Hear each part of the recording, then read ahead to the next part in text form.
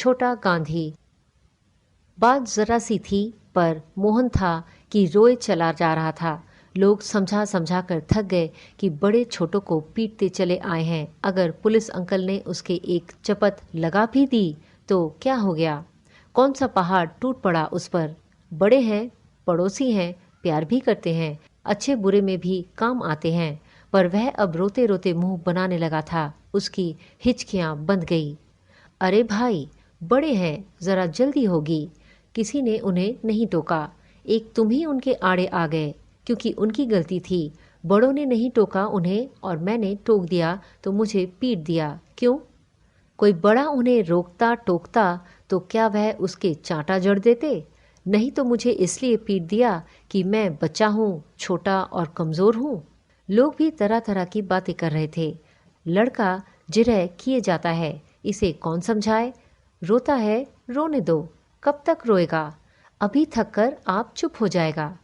चलो जी चलो, sub inspector साहब अब ही चले। सुबह ही सुबह रोनी सूरत सामने पड़ी। छुट्टी का दिन ना बिगड़ जाए, इतना कह सुनकर दूध के बूथ के आगे खड़े लोग बिखर गए। दूध खत्म होने पर दूध वाला भी बूथ बंद कर चला गया, पर वह वहीं खड़ा रोता रहा। टस से मस ना हुआ। सूरज की किरणें चमकने पर भी जब वह घर ना पहुंचा तो उसकी माँ ने इधर उधर पूछा। पड़ोस के गुल्लू ने सारी बातें बतलाई। सुनकर माँ उस बूथ के पास गई तो वह उनसे लिपट गया, हिचकियां भरकर रोने लगा। माँ ने भी वही कहा जो सब ने कहा था। अरे बेटा, बड़े हैं, बाप बराबर, तनिक चपतिया दिया तो क्या हो गया? कौन तीर तान दिया? चुप भी हो जा अब। मार दिया तो कुछ नहीं, बड़े हैं और मार दें, पर मेरा कसूर तो बताएं। बप्पा को कारखाने में यूनियन वालों ने मारा, वे अस्पताल में पड़े हैं। उनको कोई कसूर होगा, पर मुझे क्यों मारा? मेरी क्या गलती थी? क्या कसूर था? अब जिद मत कर। तूने दूध भी नहीं लिया। तेरे बप्पा को अस्पताल नाश्ता देने जाना है, तुझे याद नहीं? मैं नहीं जाऊंगा, कहीं नहीं जाऊंगा। जाऊंगा तो पुलिस अंकल के घर। मान भी जा बेटे, मैं उनसे कह दूंगी कि आगे से ऐसा सुलूक ना करें बच्चों के साथ। पर जो दो चाटे मुझे जड़ दिए, उनका क्या? अब चुप भी हो ले, नहीं तो मैं भी लगा दूंगी। चल। तो तुम भी क्यों चूको? लगा दो।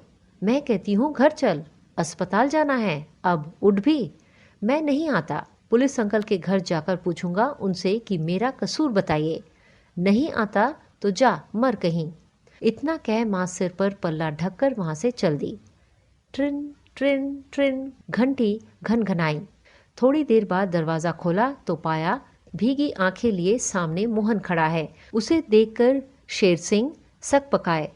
अंकल, आपने मुझे क्यों मारा? मेरा कसूर क्या था? सुबकते हुए उसने वही सवाल पूछा। किसने मारा? किसको? मैं कुछ नहीं जानता। आपने मारा मुझे। आखिर क्यों मारा? जा, मारा तो मारा, दफा हो जा यहां से, नहीं तो और पिट जाएगा। चल खिसक। वे गरजे। मारो और मारो, पर मैं नहीं जाऊंगा जब तक आप ये नहीं बताएंगे कि मेरा कसूर क्या था। वह भी कड़क कर बोला।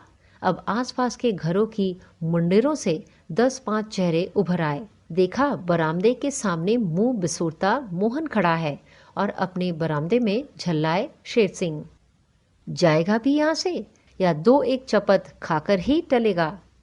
आज जो चाहे करें, जब तक मेरा कसूर नहीं बताएंगे मैं यहां से नहीं जाऊंगा। अजीब उजडड ढीठ लड़का है, एक पड़ोसी ने कहा। देखिए, आप इसे समझाएं। अगर यहां से दफा नहीं हुआ तो मैं इसे कोतवाली में बंद करवा दूंगा। शेर सिंह गरजे। आज जो चाहे सो करें, पर मेरा कसूर बताएं, जिससे मैं आगे ऐसा कुछ ना करूं कि बड़ों को मुझ पर हाथ उठाना पड़े। मोहन बोला। अभी तो बस तू इतना कर कि यहां से दफा हो जा, नहीं तो। वे भन्नाए। सच, पड़ोस का लिहाज है, वरना इस बच्चों को वह सबक सिखाता कि। शेर सिंह कुड़कर बोले। परसों ही वे नायक से तरक्की लेकर असिस्टेंट सब इंस्पेक्टर बने थे। मैं सबक सीखने ही आया हूं। आप मुझे बताएं कि कतार तोड़ने वाले को टोकना कोई पाप है? यार, इस लड़के पर कौन सा भूत सवार है? किसी भी तरह नहीं मानता। इतना कहकर शर्मा जी नीचे उतरे। वर्मा जी भी साथ आए और उसे पुचकार कर दिलासा देते बोले, बहुत हो गया बेटे मोहन, अब छोड़ो भी और घर चले जाओ। आप सच माने, मेरी हेटी नहीं हुई। अगर अंकल ने पीट दिया और लगा दे दो चार, पर बताए तो कि आखिर क्यों मारा मुझे। कुत्ते की दुम, टेढ़ी की टेढ़ी। कहा ना भाई, बड़े हैं। बड़े तो आप सब हैं, सभी पीट दे, मैं कुछ नहीं बोलूँगा, लेकिन इतना बताए कि क्यों? सिर्फ इसलिए कि मैं छोटा हूँ, कमज़ोर हूँ? नहीं, नहीं, ये बात नहीं।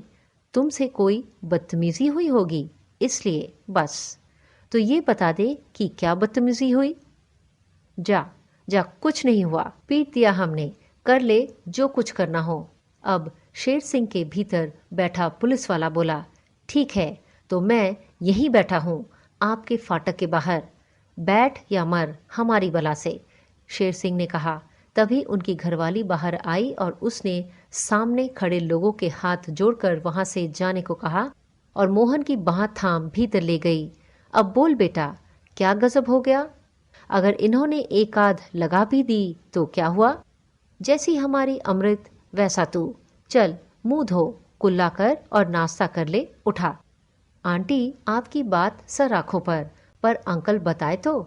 अब क्या बताए? समझ ले कि गुस्सा आ गया तो बस बाहर 5 पड़ोसियों के सामने यही कह दे, भाई तू तो बहुत जिद्दी है, इससे क्या हो जाएगा? मुझे तसल्ली हो जाएगी कि मैंने ठीक काम किया था। मैं कहती हूँ कि तुमने गलती नहीं की, ठीक किया। आपने कहा, माना। पीटा तो अंकल ने सबके सामने।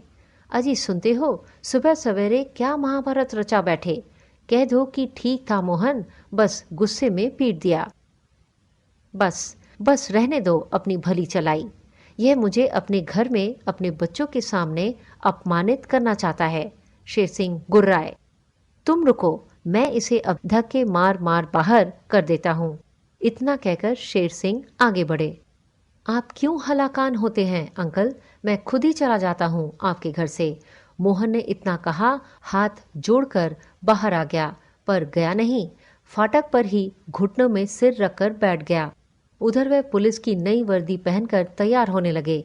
सुनिए, वह लड़का अभी तक फाटक पर डटा है, कह दो कि गुस्सा आ गया था। क्यों जगत में डंका पिटवाते हो कि बित्ते भर का छोकरा थानेदार के दर्जे के सरकारी अफसर के दरवाजे पर सत्याग्रह किए बैठा है।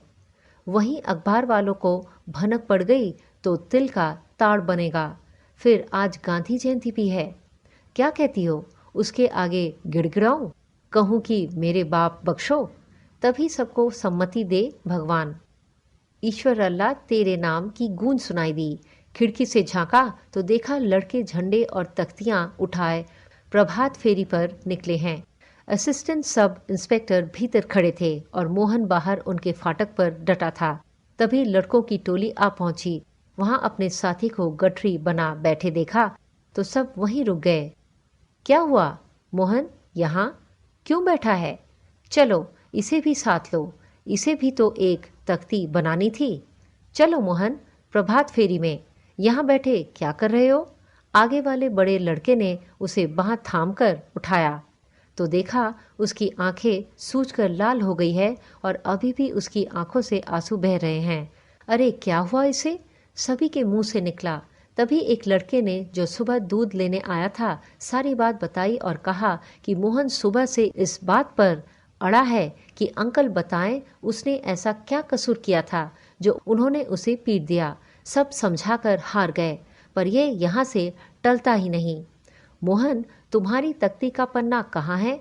कल तो हेकड़ी बघार रहे थे कि गांधी जी की वह बात चुनूंगा कि वह तो ये रहा, लो पढ़ो, कहकर मोहन ने एक कागज आगे बढ़ा दिया।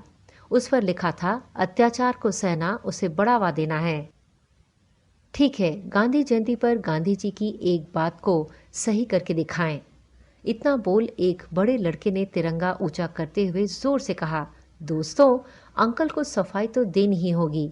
हम सब यहीं रुके। बोलो महात्मा गांधी की जय। अंकल बाहर आइए। और आसपास ऐसे ही नारे गूंजने लगे। अब तो मोहल्ले भर के लोग भी वहां जमा हो गए। नारे गूंजते रहे। मोहन हाथ जोड़कर फाटक के आगे खड़ा रहा। थोड़ी देर बाद बाबा फरीद फाटक खोलकर भीतर गए और शेर सिंह जी के साथ बाहर आए। फिर सबको स्नेह से देखते हुए बोले, प्यारे बच्चों सुनो, अंकल तुमसे कुछ कहना चाहते हैं। इतना कहकर वे पीछे हट गए। अब सामने पुलिस अंकल आए और कहने लगे, अच्छा बच्चों, आज सुबह मुझसे एक ज्यादती हो गई। मैं अत्याचार कर बैठा।